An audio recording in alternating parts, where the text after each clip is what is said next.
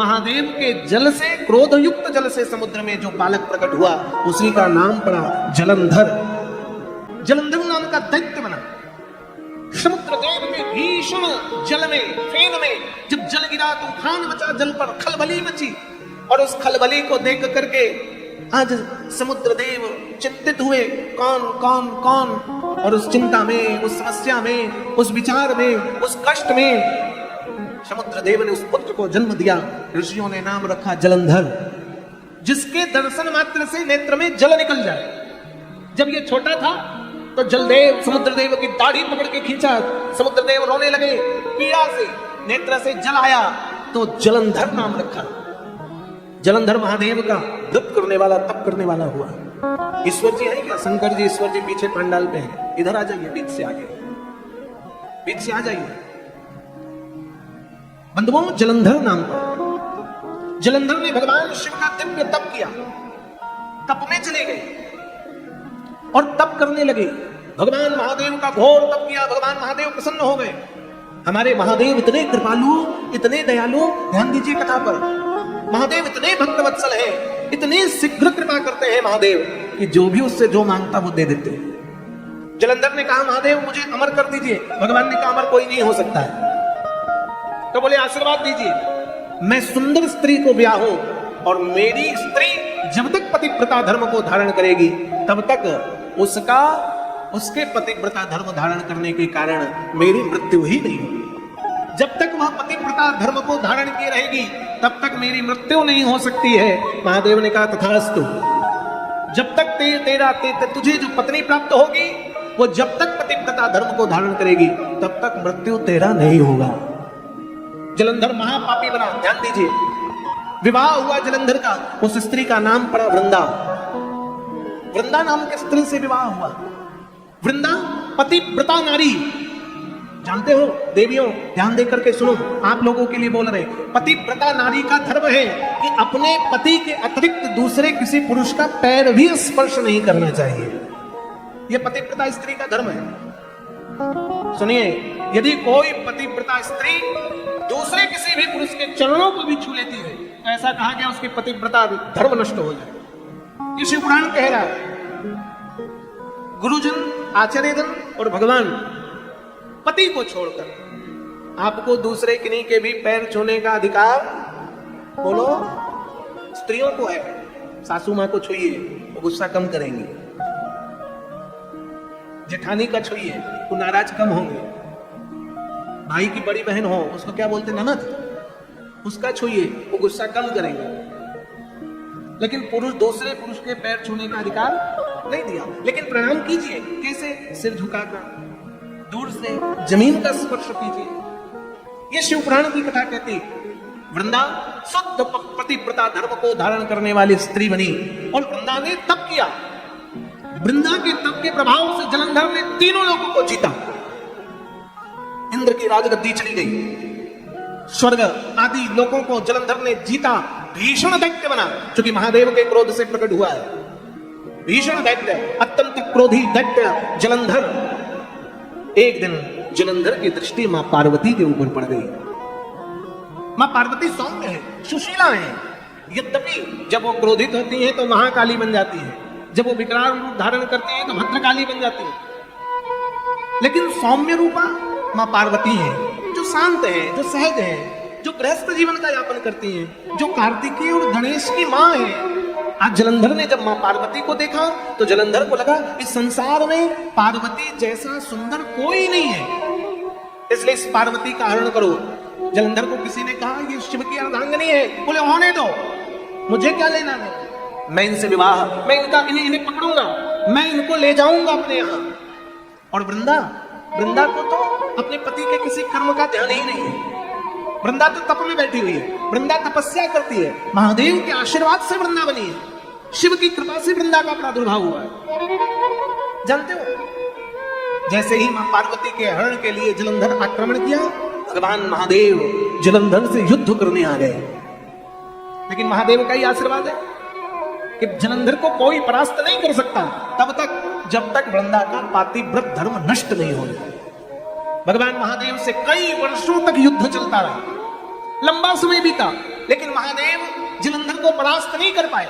जलंधर भी महादेव को परास्त नहीं कर पाया, लेकिन महादेव के आशीर्वाद के कारण जलंधर का मरना संभव है। भगवान महादेव चिंतित हो गए, ऐसे बिना माया के मारना संभव है, और जब तक वृंदा का पातिव्रत धर्म नष्ट नहीं होगा तब तक जलंधर का मरना संभव है।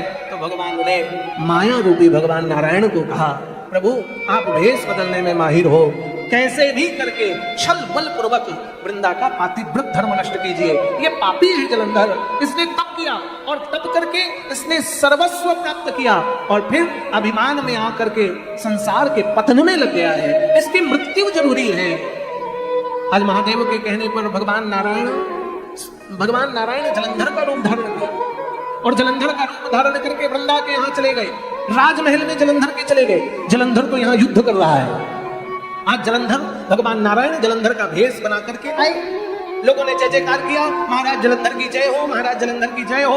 वृंदा आरती की थाल लेकर आई, मेरे पति आ गए, युद्ध भूमि से आए हैं, और आरती की थाल लेकर के जो नारायण जलंधर बने उनको आरती उतारी, माला पहनाया, और जैसे ही चरणों का स्पर्श किया, देवियों पर पुरुष का स्पर्श करने के कारण वृंदा का पातिव्रत धर्म नष्ट हो गया।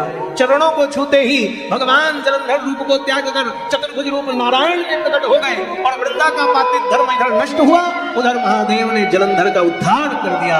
और वृंदा को सूचना मिली, आपने जिन्हें प्रणाम किया वो हरि हैं, आपके पति का पातिव्रत धर्म आपका नष्ट होने के कारण आपके पति की मृत्यु हो गई। वृंदा नाराज हुई और कहा, हे नारायण, संसार का पालन करने का दायित्व आपको है, लेकिन इस दायित्व का निर्वहन न करके आपने मेरा धर्म नष्ट किया है, मुझे अभागा बनाया, विधवा बनाया। मैंने तो केवल एक ही कामना पाई थी, एक ही कामना का संकल्प लिया था कि जलंधर के अलावा मैं किन्हीं का स्पर्श ना करूंगी, लेकिन आपने छला है मुझे। आपकी मति, आपकी गति, आपका हृदय पाषाण जैसा हो गया, इसलिए मैं आपको श्राप देती हूं, आप पत्थर के बन जाओगे। और भगवान नारायण तत्क्षण शालिग्राम बन गए। कौन बन गए? शालिग्राम। भगवान महादेव प्रकट हो गए। महादेव ने वृंदा को रोका, सावधान वृंदा, तेने गलत श्राप दिया है, तुम्हें यह श्राप न देना था नारायण को। यह श्राप तेरे लिए शोभनीय नहीं है। बिना जाने, तेरा पति न जाने संसार में कितने स्त्रियों के पातिव्रत धर्म को नष्ट कर रहा है, कितने स्त्रियों को उसने आलिंगन लगाया, कितने स्त्रियों के साथ वो गलत व्यवहार किया, कितनी स्त्रियां वृंदा तेरे पति के भय से मर गई, अग्नि में चली गई, जल में डूब गई। इसलिए तेरे पति के मरने से सैकड़ों पतिव्रत धर्म वाली स्त्रियों का, उन नारियों की रक्षा हुई है। और यदि एक स्त्री की यह गति होने पर सैकड़ों की रक्षा हो सकती है, तो धर्म कहता है उस एक स्त्री का बलिदान हो जाना चाहिए। तूने गलत श्राप दिया है नारायण को, इसलिए मैं तुझे आदेशित करता हूं, तू भी स्त्री नहीं, तू भी जड़ समान हो जाएगी। और उस दिन से वृंदा तुलसी बन गई। कौन बन गई? तुलसी। वृंदा ने क्षमा मांगा, कहा प्रभु मैं अपने पति के प्रेम में, व्रत के संकल्प में मैं ऐसे मदमस्त हो गई, इतनी भूल गई, इन विचारों को न समझ पाई, मैं ध्यान नहीं दे पाई, मुझे क्षमा करें, मेरे जीवन का कल्याण करें। मैं इस प्रकार विधवा पड़ी रहूंगी जन्म जन्मांतर तक, भगवान हरि इस प्रकार से पत्थर के बने रहेंगे।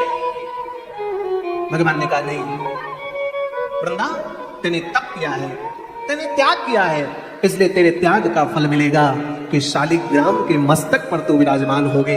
तब से भगवान नारायण के मस्तक पर, उनके चरणों पर जो विराजमान होती वो तुलसी है, वो वृंदा।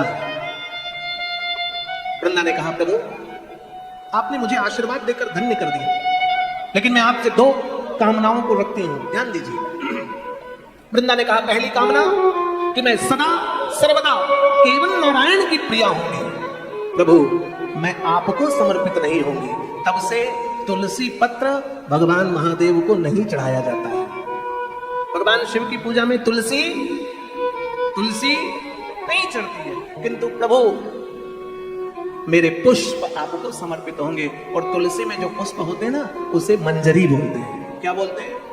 बोलिए, मंजरी। मैं पत्ते के रूप में महादेव नारायण को ही पाऊंगी, लेकिन जो भी मेरे पुष्प को आपके ऊपर चढ़ा देगा मैं धन्य कर दूंगी उसको, उसके घर में लक्ष्मी को दे दूंगी। इसलिए महादेव को तुलसी की मंजरी चढ़ती है। मंजरी, समझ गए? मंजरी। दूसरा वरदान वृंदा ने मांगा, प्रभु मेरे पति के कारण आज मैं इस गति को प्राप्त हो गई, इसलिए मेरे पति को भी सदगति प्रदान करें, कृपा करें उसके ऊपर। आज से मेरा विवाह नारायण से तो हो गया, लेकिन जलंधर का भी उद्धार कीजिए। मैं चाहती हूं कि जलंधर भी मेरे पास हो। तभी भगवान महादेव ने आशीर्वाद प्रदान किया और वह जलंधर शंख बन गया और भगवान नारायण की पूजा में सदा सर्वदा शंख का उपयोग होने लग गया। बंधुओं, जिस घर में शंख नहीं होता है ना, उस घर में लक्ष्मी की कृपा नहीं होती। प्रत्येक घर में एक शंख होना चाहिए। सुनिए, प्रत्येक घर में तुलसी होना ही चाहिए। तुलसी मंडप प्रत्येक घर में सनातनियों के यहां होना चाहिए, इन्हीं के यहां नहीं है, लगाइए। तुलसी अनिवार्य है घर पर, शंख अनिवार्य होना चाहिए घर पर, शंख बजना चाहिए।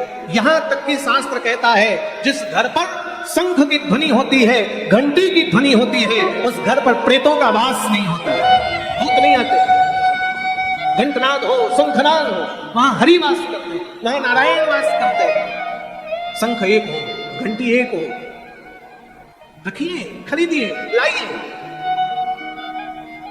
भगवान नारायण की पूजा में तुलसी का पत्ता उपयोगी हुआ और फूल किसके लिए उपयोगी हुआ? किसके लिए? भगवान शिव के उपासना के लिए। अच्छा, मैं आप पूछूं एक बात, भगवान शिव को क्या चढ़ गया? तुलसी का फूल। उसमें डंडा होता है कि नहीं होता है? तुलसी के फूल में डंडा होता है और उसी डंडे से तुलसी की माला बनती है। जब भगवान महादेव ने तुलसी को स्वीकार कर लिया तो रुद्राक्ष और तुलसी मिल गई। इसी कारण रुद्राक्ष और तुलसी की माला एक साथ पहनने में कोई समस्या नहीं है। जो बोलते वो झूठ बोलते।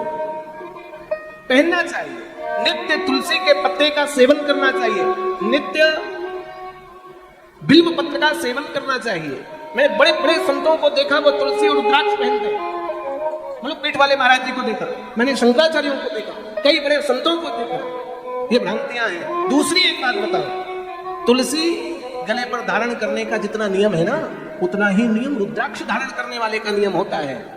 ऐसा नहीं, हमने सैकड़ों लोगों को ऐसा देखा, क्या करते हैं जानते हो? माला पहन लिया, जब गड़बड़ खाना तो खोल दिया।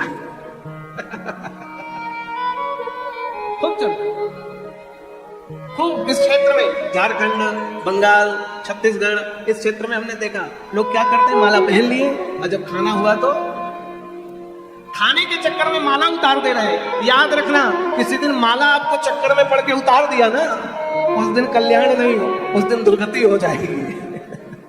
माला पवित्र है, तेज को धारण करता है। विश्वास मानिए, आप एक साल रुद्राक्ष पहनकर देखिए, आपके जीवन में बहुत बड़ा परिवर्तन होगा, बहुत बड़ा परिवर्तन। तुलसी माला पहनकर देखिए, बड़ा परिवर्तन होगा। शिव पुराण यहाँ कहती है कि जिसके गले पर रुद्राक्ष की माला ना हो, जिसके मस्तक पर तिलक ना हो और जिसके मुख पर शिव का नाम ना हो, ऐसे व्यक्ति के हाथ से जल भी नहीं पीना चाहिए। ऐसे व्यक्ति का दर्शन श्रेष्ठ नहीं माना है। इसलिए शिव का नाम हो, भगवान का नाम हो, शिव नाम हो भगवान का, वो प्रेममयी है। उनका आवाहन करिए, उनको बुलाइए, उनको पुकारिए, वो श्रेष्ठ है।